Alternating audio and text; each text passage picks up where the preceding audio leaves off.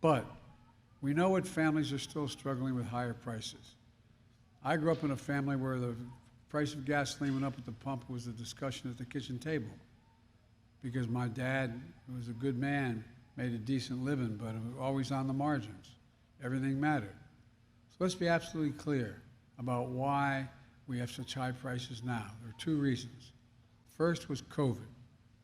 The way the global economy works, if a factory in Vietnam makes computer chips and shuts down in Vietnam because of a COVID outbreak, it causes a ripple effect to slow down manufacturing in Detroit, where they need those semiconductors to build the automobiles. So because of the pandemic, we had disruptions in our supply of important materials. So prices went up. As I said, just look at automobiles.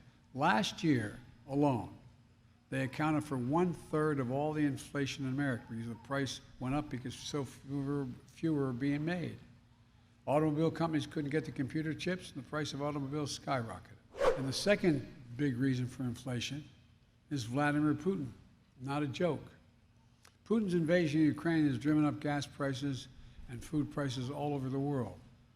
Two major bread baskets of wheat in the world were Ukraine and Russia. The United States is number 3, and Canada number 4. Well, we saw the most recent inflation data. Last month, about 70% of the increase in inflation was a consequence of Putin's price hike because of the impact on gas and energy prices.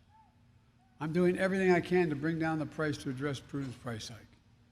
That's why I authorized the release of 1 million barrels per day for the next 6 months from our Strategic Petroleum Reserve. And I know the press is always asking me with good reason why I'm always on the phone talking with other world leaders, trying to keep them organized. Well, one of the things I did went out and got a lot of other countries to agree that they would release petroleum from their SPRO reserves. So we work with the U.S. oil producers to ramp up the production. And we coordinated this release with our partners, allies around the world. And shortly after I made the announcement, another 30 countries agreed to 60 million additional barrels a day on the market.